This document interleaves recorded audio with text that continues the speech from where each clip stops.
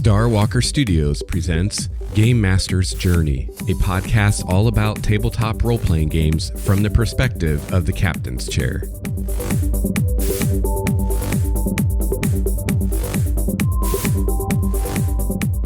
Will Johnson joins me on the show today to discuss organized play. Not only is organized play a great way to find new gamers in your area for your home game, but it's also a great way to try GMing for the first time. So join me on the journey. Together, we can become game masters truly worthy of the title.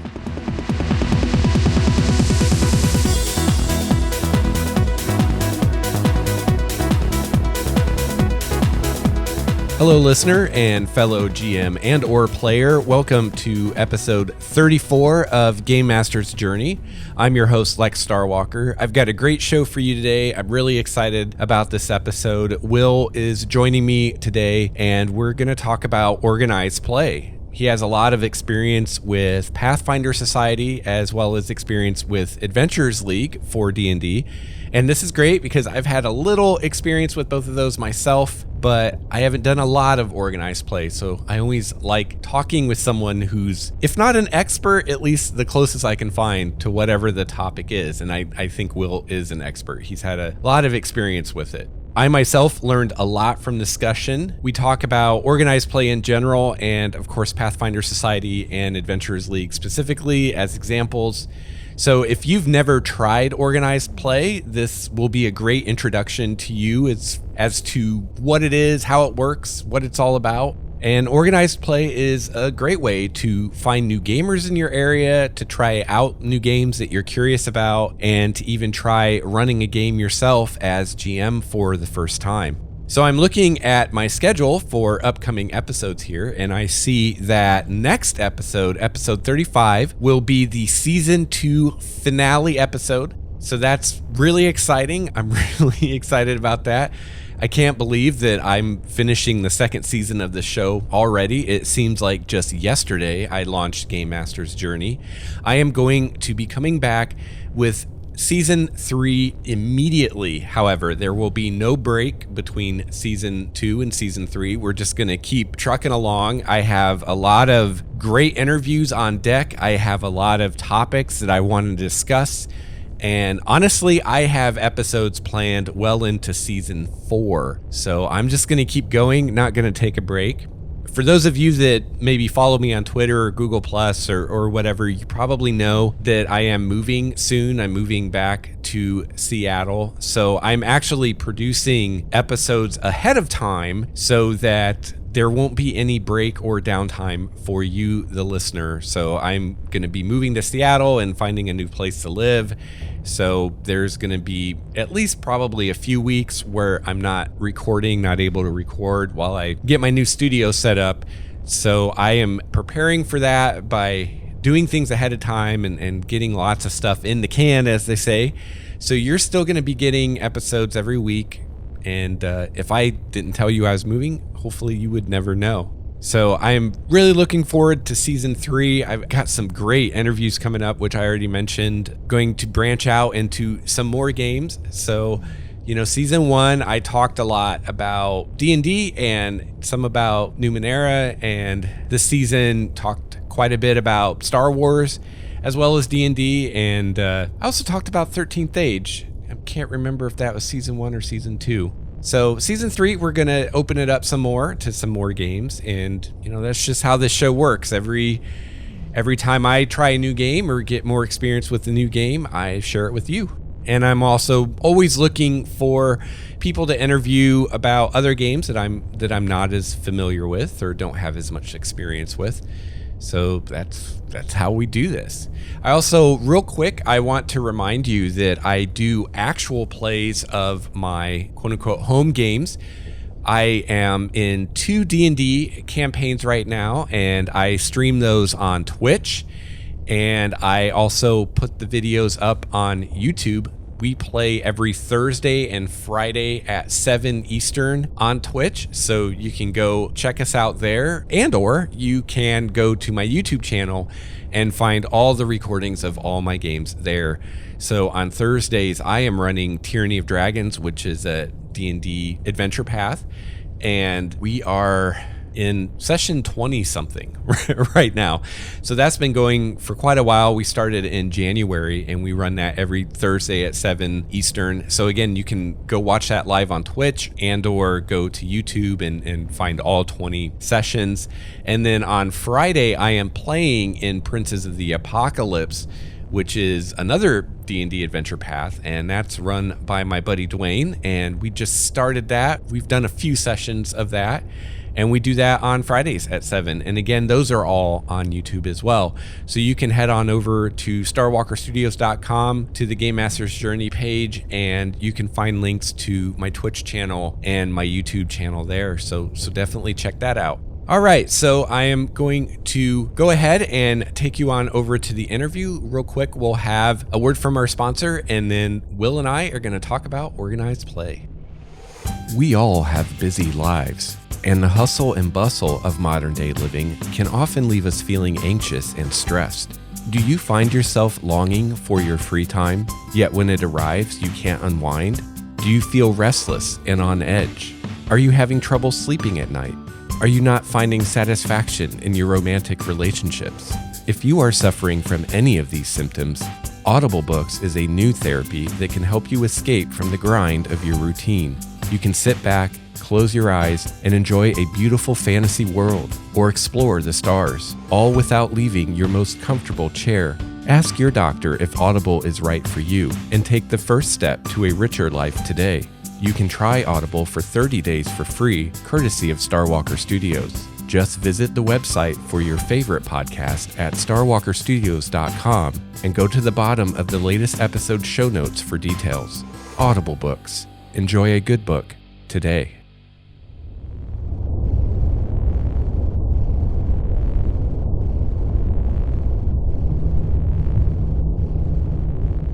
Will Johnson is joining me on the show today, and we have a few things to talk about. Welcome to the show, Will. Thanks. Glad to be here. You're involved with Pathfinder Society, right? Yeah, I'm a venture lieutenant. I'm in charge cool. of Central Valley, and I've been doing it for 4 years now. And I'm they have a star rating for their judges that really just has to do with how many scenarios have you run. And so I'm a 5-star GM. Very cool. And yeah, so I've done a lot of Pathfinder Society, and I go to a lot of conventions to support Pathfinder Society. I think I hit 9 last year. Wow, that's awesome. Yeah. I had a little experience with Pathfinder Society, and I've had a little experience with D&D Adventure League. Right. But not very much. Not even really enough to really feel like I know what it's about. Is Adventure League doing better in your area now? I mean, I know that it seemed like when you guys moved, it was sort of a desolation of gaming. Yeah. There are 2 stores here in Fort Wayne that do it, and I went a few times. I had fun with it. Cool. I would actually run D&D for Adventurers League. I would never have the courage to run Pathfinder for Pathfinder Society. I just never felt like I had a good enough handle on the rules. Yeah. Well, the one thing that's really nice with PFS scenarios is that they are really good about, giving you the tactics that stuff follows. And so, I mean, It's not like they don't just sort of throw you out there to the wolves.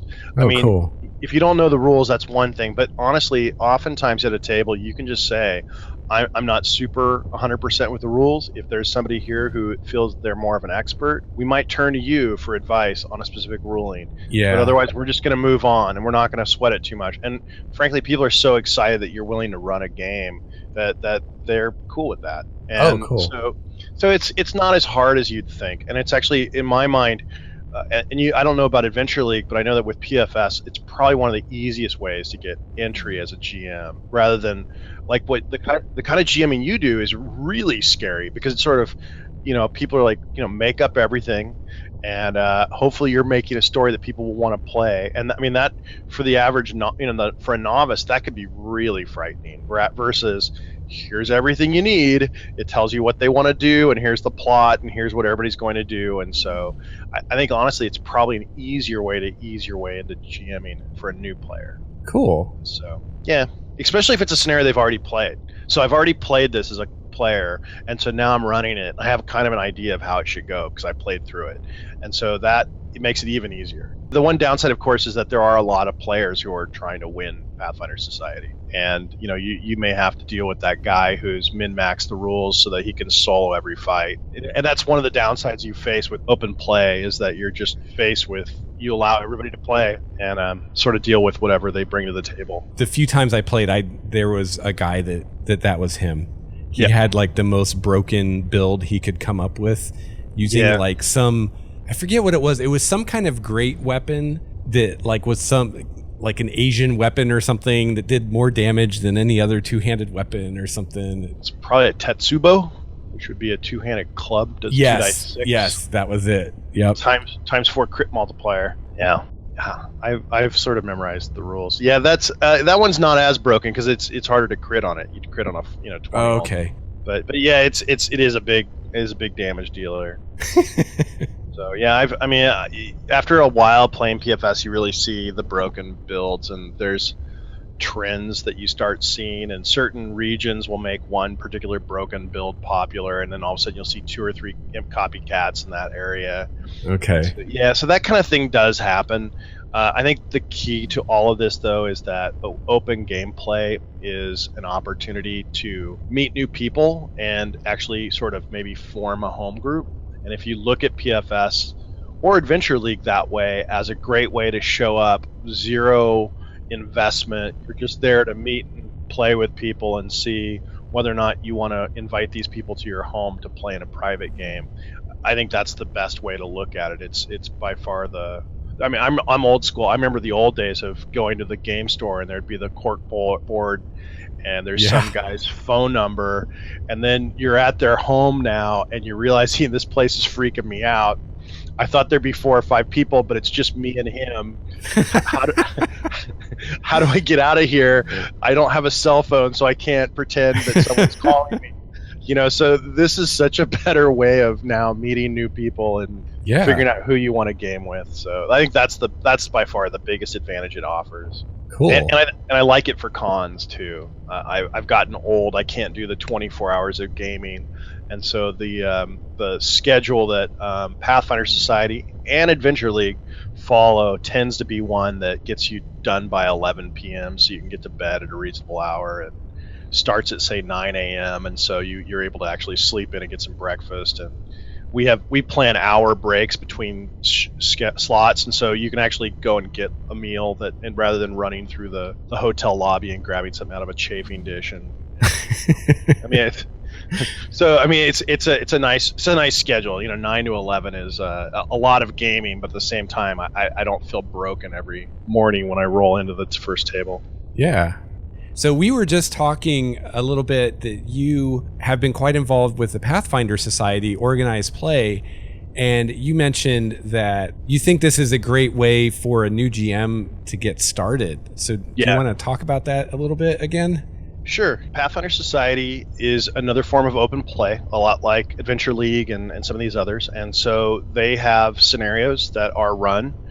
They are to be run as written, which means that you're not to improvise too much unless the players are wildly trying to go off course. Okay. But the scenario does set everything up for you. It explains the backstory, if there's any backstory, the premise of this scenario, what's going to be happening, and then it gives you the information in a very ordered manner, and it actually under each NPC will typically tell you what they do before combat, the tactics they will typically take in combat, and then like their morale. So what would cause them to run away, or do they fight to the death, or are they willing to sell out their friends? So it sort of gives you everything you sort of need to know as a game master to run the scenario right with very little prep, really.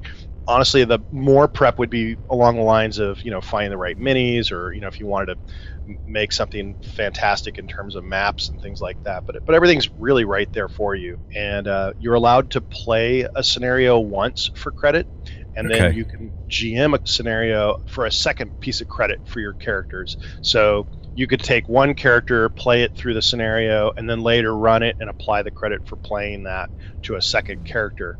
And so that opportunity to run a game after you've already played it is really nice, because now as a GM, I've played through this scenario. I have an idea of how things are supposed to go. And so now when I run it, I can sort of think back to how did my GM handle this? And reading through it, I can try to make improvements, or I can rip him off if he did a great job with a particular piece of it. But that works out really well. Some of the scenarios from about midway through season 3 on through the current season, which is we're just wrapping up season 6, some of them get pretty elaborate with complex plots. And so there are scenarios that are better for a new GM, that are a little more straightforward. And so usually what you want to do is, hopefully when you're running these, if your coordinator is knowledgeable in your area, you can maybe ask if you could run an easier scenario. Otherwise, you certainly can go to the message boards, the Paizo message boards, and under the Pathfinder Society, you can get really good feedback on scenarios that are easier to run. And that way you'll have a better idea if this is a straightforward scenario with not a lot of complex working parts.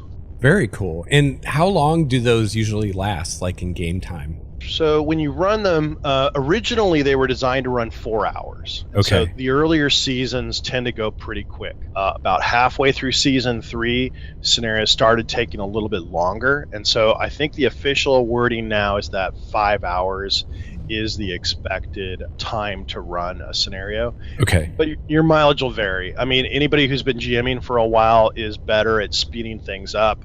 There are some scenarios where it really pays off to sort of slow things down and maybe take 5 or 6 hours. Okay. It would really kind of depend on where you're at. I run at a lot of gaming conventions, and at a gaming convention, oftentimes you don't have a lot of choice. A lot of times those slots are 4 hours, and so you just got to make it work in 4 hours. Right. And one of the things they do with Pathfinder Society is that oftentimes they will have an encounter that is listed as an optional encounter. And so you can sort of say, well, we're just not going to have time. I'm skipping the optional encounter. And so there's some things like that you can do to speed things up. And you can also just talk to your players. I'm a real big believer in that, your players are directly helping you run this game. And so, I've told people at conventions that this scenario could easily go 6 hours.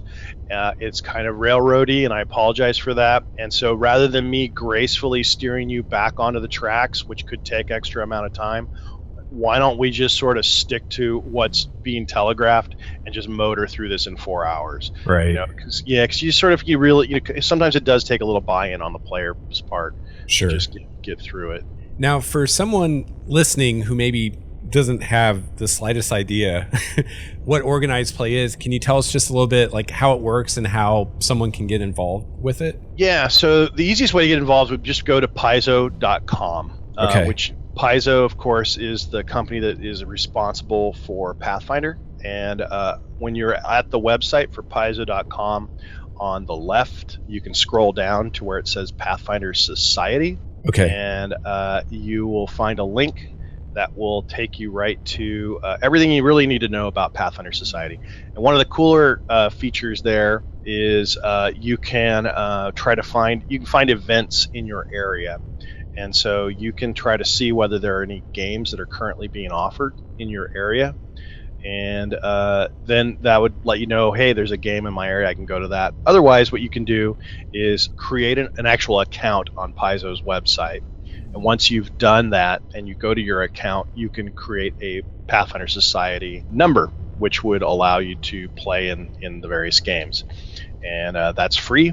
And anyone can purchase them. They're about $4 to $5 each. Purchase a scenario and run it. And there's several free ones as well. Okay. So when you're under the Pathfinder Society section on the left, one of the things that's listed is I think it's player resources or products, lists the scenarios. And I know that there's several intros that are for free that can be run with Pathfinder Society. they're actually listed as free products, and I'm seeing 14 of them, and some of those may be like character sheets and stuff. Okay. But there is a guide there, and that guide's the first thing listed under the free items, and that actually is all of the rules for organized play, because they actually do need to set up some additional rules. Pathfinder, as you know, has just a ton of rules, and so when you're running an open place system where anyone can show up, they can play a game. When they finish each scenario, they're handed a chronicle sheet, which has how much money they earned and whether or not they have access to now magic items that they can purchase. They can then take that sheet, update their character, and then go to a game in a completely different state and just walk right in and play. And that's, I think, kind of a cool feature. I know that I've traveled for work, and I've been in like Philadelphia, and I've been able to just stop in and run a game or play a game there. And that portability is really nice. So to make it portable, there are certain basic rules that they implement. And the guide to Pathfinder Society play kind of talks about that. So they use a point buy, for example, rather than rolling dice. Right.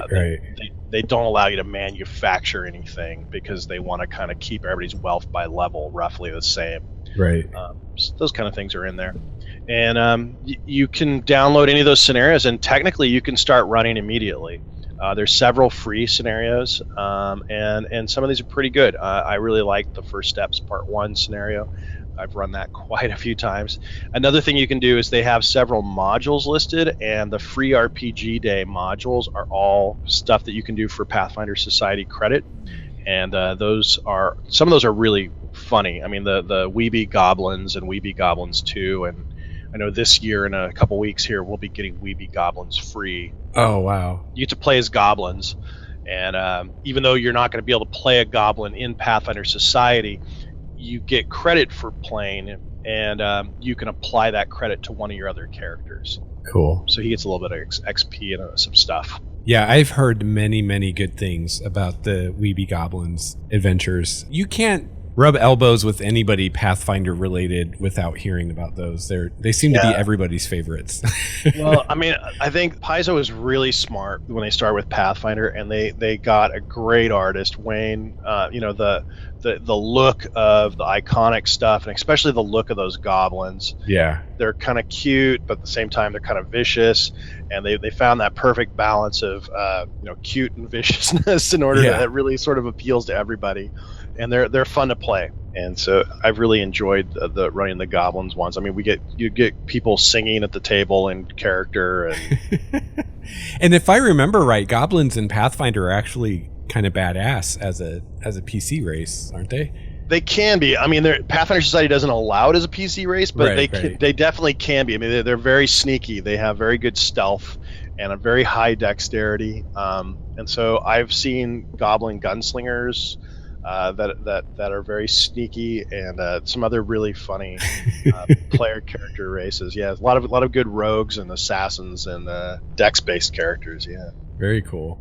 Yeah, I like that because I remember in like the second edition D&D games, or days, I should say, that the creatures like goblins and kobolds, you'd run into them, and they were just like cannon fodder. You would just kill them by the dozens, and they were never really a threat.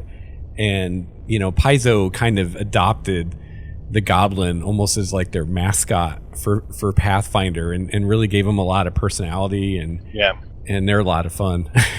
And a lot of that came right out of Rise of the Runelords.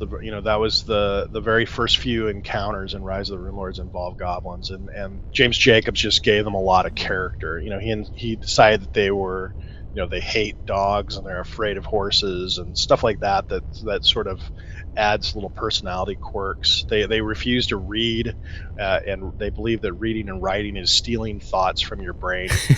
So yeah, they're really funny. Little characters. And in fact, this year at Gen Con, we're going to be having a special where you get to play kobolds.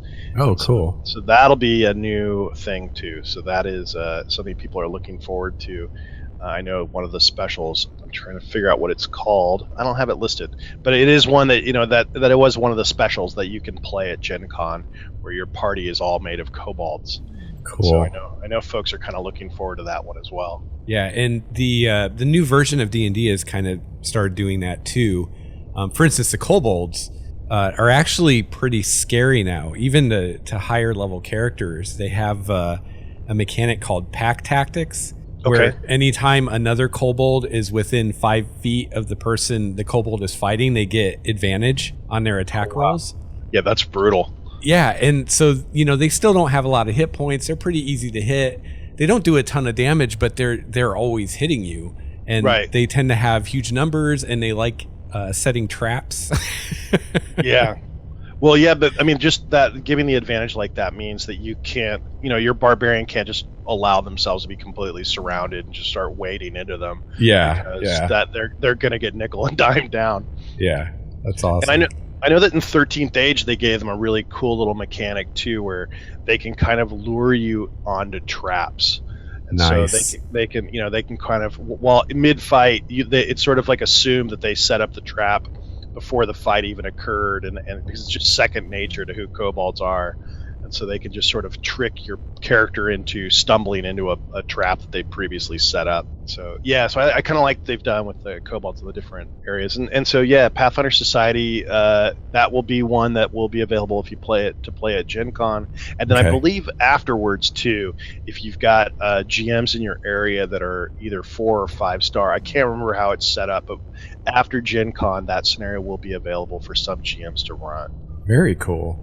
Yeah. You mentioned also that if you're someone like me who's about to move to a new state, that organized play can be a great way to meet other players and GMs to get your home game going with. Yeah, I think so, because it's one of those things where usually organized play occurs at game stores. I know libraries, we see some libraries that are hosting open play Pathfinder Society, and so it's an opportunity to sort of meet in public with a group of people and play with them and get to know them in a setting in which you don't have a lot invested.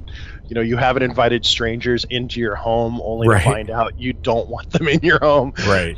So that's I like that idea that it's a safe and welcoming environment and a perfect opportunity to sort of meet people and determine who would be great for a home game. Because I honestly, even having done PFS now for over 4 years, I love it, but at the same time, I think the home game is definitely going to be better experience. You're used to these people, their sense of humor, you're used to their play style. The GM can do things that really will accentuate the game rather than just running exactly as written. But at the same time, sometimes it's hard to find that group. And so the organized play, whether it be Adventure League or Pathfinder Society, I know 13th Age has an organized play, and they're trying to get that even more up and running.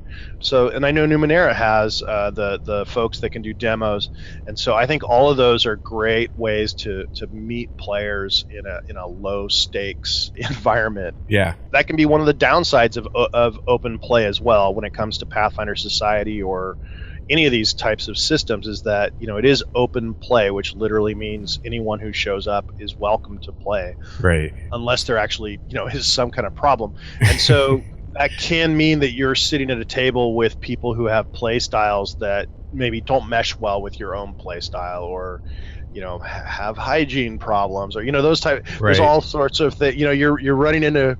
It really is a mixed bag, and so hopefully we're getting the best of the best. And I know that organizers and venture officers and such that are in Pathfinder, and I know that Adventure League's got a great set of leaders as well. I know the West Coast leaders here in California pretty well, and they're all fantastic. And so hopefully those folks can help with interpersonal problems that might pop up. But it is true that whenever you're running or playing something where anyone can show up, you may not be playing with people that you would have been your first choice. It also seems like a great way to try out a new game, if you don't want to wait for the next convention. Like if you're a D&D veteran and you're like, man, I want to see what this Pathfinder is all about. You know? Definitely. It's a great way to try things out. I think it's a great way for anyone to try out any of these new systems. And in fact, I know we've seen it with Adventure League in my area. I thought that most of the folks that showed up for Adventure League would be Pathfinder Society members or former Pathfinder Society members. And I walked in and I saw like 15, 20 people I hadn't seen before. And a lot of them were people who'd just come out of the woodwork, had been playing since second edition, hadn't played in 20 years, and they're now showing up jumping and playing Adventure League. And I think that's a great way to try out a new system.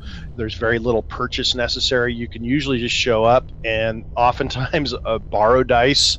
I know that they have pre-generated characters for both, so you can say, hey, I don't have the time to make a character, but is there one that I can just take that's a pre-generated character and I'll just play him the first time? And so there's an opportunity to just get started from scratch with no investment and walk in and start playing. And then once you discover, hey, I really like this, buy that player's guide, buy the core rule book, and dive in head first. Yeah. And if I remember right, if you come in and you're brand new and you play a pre-gen character, you can apply some or all of the XP you earn towards a character you make yourself later. Is that correct? Yeah, definitely. And in fact, another thing about Pathfinder Society that's really nice is that at any point in time before you play your first game as level 2, you can rebuild your character. Okay. So yeah, if you play 2 games with the pre-gen and then say, okay, awesome, I enjoyed that, I'm going to take those 2 pieces of credit and I'm going to apply them to a new character. I'm starting with over 1,000 gold because I got 500 gold per game that I played. And so I'm buying all this stuff. I'm going to make a barbarian. Awesome. I'm ready to go. And I show up to my first game and I find that I don't really like the barbarian I'm playing. And in fact, I want to maybe make a ranger. Well, I can go home and rebuild that character as now a level 2 ranger. Oh, cool. And I can then show up and play. Now, once I've played my first game at level 2, I'm locked in. So, okay. But it does give you an opportunity to try out different things. And the other thing, too, with that is that the credit you get not only gives you cash, but it gives you access to items that you can purchase maybe before, for your magic goods and things like that. Okay, cool. Yeah. And sometimes there's boons, too, which boons can give you special abilities or things like that. So that's awesome. One thing I think is really cool is you've got D&D and Pathfinder and 13th Age, which are all very similar mechanically, sure, to the point where whichever one's kind of your game, you can grab things from the other two to bring in. Definitely. One thing that I think is one of the most genius things in Pathfinder is the actual in-world Pathfinder Society. I love them. When I make my D&D world, there's going to be Pathfinders. I'll probably have to call them something else, but... Yeah, it's a great premise for the actual society play. The idea being that you've got like a group of scholars and explorers and sort of, I always picture like the British, like a 19th century British explorers group all sitting in their lodge. Yeah. That whole thing. And so the whole premise behind the players that belong to the Pathfinder Society is that you are kind of the troubleshooters. And so they may have these, archaeologists that want to go explore a tomb, but they don't want to risk their scholars first. So they're going to send in a bunch of troubleshooters to make sure that the tomb is safe and before they send in the scholars. And so oftentimes the scenarios that you're given have to do with, say, clearing out a tomb, or it may be that one of their scholars is in trouble and you need to go rescue him. Maybe he's been arrested, so you need to go talk the locals out of, into releasing him, or, you need to participate in some sort of assistance to help out the folks that do the real scholastic stuff. And oftentimes some of the scenarios, it can be kind of, you're getting your hands dirty. I mean, sometimes you're kind of literally the cleaner that's being called in. Nice. And so it can be tricky if you're trying to play, say, a paladin, if all of a sudden you're having to smuggle goods across a border because, they don't allow anything to be taken out of that city. And the Pathfinder Society really wants you to bring that stuff back home. And so all of a sudden you're sitting there going, I'm lawful good, I'm a paladin, I'm not supposed to break the law. How do I deal with this? And so that can make things, tough. And it is something to kind of consider when you make your character. And you may end up grouping with someone who is animating dead. And so that could be a bit of a problem too. So you always want to, if you are going to make a character like that, like a paladin or something, you want to really try to come up with a concept that's going to be a little more flexible in terms of morality, of abiding by the fact that you're going to possibly be grouped with people who worship evil gods, or you may be asked to break the law. And sometimes you can say no to that stuff. Other times you're going to get stuck. So that can be kind of tricky. But yeah, the Pathfinder Society, I think, is a great premise. And if you buy into that premise, it tends to make things much easier to play because, the plots are geared towards you buying into that premise. Yeah. And I even like it for like a home game because it's a great way to connect the characters in the very beginning and say, hey, you guys are all part of this group. That's how you have become associated, and we don't have to do the, you're all in a bar randomly together for some reason. Yeah, sure. I mean, if you've got a plot where it's like, look, I've got a hook, I want to try to make them go and investigate this, it can be hard to sell that as a GM. But if they actually are already belong to an organization where that kind of stuff's routine, then it's no big deal to say, hey, I want you guys to go and look this over. Yep. It does clean up a lot of that. Well, what's my motivation? Or my character wouldn't go and do that. It's like, well, no, you would. You signed up to belong to this organization, and that's what this organization does. And so do it. That's your job.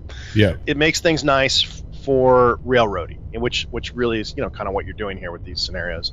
There are a few that are kind of connected, but for the most part, they're standalone scenarios that can be played in any order. So that part can be a little less optimal. Some people want a long campaign. They want to feel that character arc and growth. Right. Yeah. Whereas PFS is very episodic, and episodic can be great. I think that's another really, really strong feature of organized play is the fact that, if I can only show up once every 2 months, that's going to be annoying for a gaming group that I try to get into. I'm the guy that never is there. Sure. Yeah.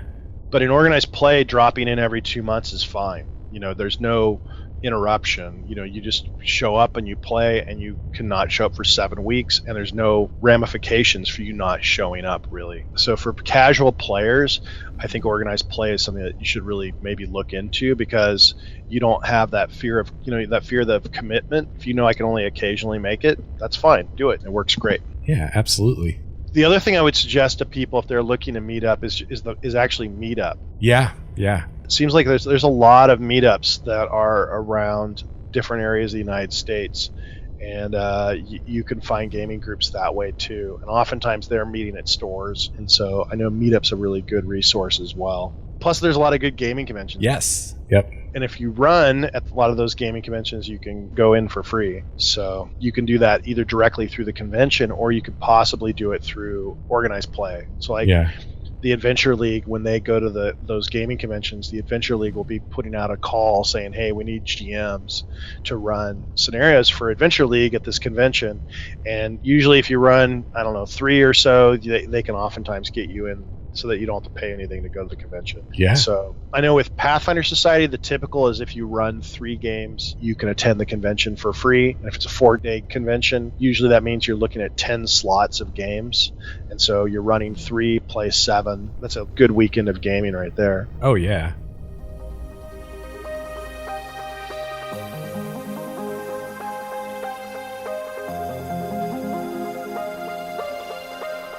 Well, that's going to wrap up episode 34 of Game Master's Journey. Thank you so much for joining me, and thank you so much again to Will for joining me on the show as well. I really appreciate it. If you'd like to reach me, you can email me at gamemastersjourney@gmail.com. Please follow me on Google+, just search for Lex Starwalker, and please follow me on Twitter at Lex Starwalker. You can visit the website starwalkerstudios.com, where you can find the show notes for this episode and all the episodes of Game Master's Journey. You can also find all kinds of helpful links there as well, including links to our Google Plus community page. You can also find links to all of the great ways that you can help support the show and support Starwalker Studios, including the link to your free trial of Audible books, courtesy of Game Master's Journey. And if you scroll to the bottom of the show notes for this episode, you will see links to that, as well as details and all the fine print and everything with that there. You can also find a link at the top of the show notes to our Patreon page, where you can become a patron of the show. I really want to thank all of my patrons. I really appreciate it. Couldn't do it without you. You can also find a link at the top of the page to our donate button. It's a nice pink button. You can't miss it if you'd like to give a one-time donation. And again, at the bottom of the show notes, you can find our Amazon referral link, which you can use when you shop on Amazon, and that helps us out too. Finally, I want to send a huge thank you out to Unique Exemplar and Azagatex for your 5-star reviews on iTunes. Really appreciate it. I know I recently got a review on Stitcher, and I wanted to thank that person. However, I went to go on Stitcher today, and the whole website is down. So thank you very much, Stitcher. But thank you to whoever left the 5-star review on Stitcher. I really appreciate it. And again, that's another great way that you can help support the show and help new listeners find the show is head on over to iTunes or Stitcher, whichever you use, or wherever you get the show, and leave a review. And you can find iTunes and Stitcher buttons at the top of the show notes, and you click those, and that'll take you directly to the show where you can leave a review. So once again, I want to thank you so much for downloading and listening to this episode of Game Master's Journey. I'm having a lot of fun with this show, and I'm really looking forward to the future. So until next week, I hope that you can get some time in with your RPG of choice. Game on! This has been a Starwalker Studios production, your source for quality gaming and hobby podcasts. This episode's music provided by Cloudwalker, Renfield, Transboy, and Ish. Please see the show notes for more details at starwalkerstudios.com/GameMastersJourney.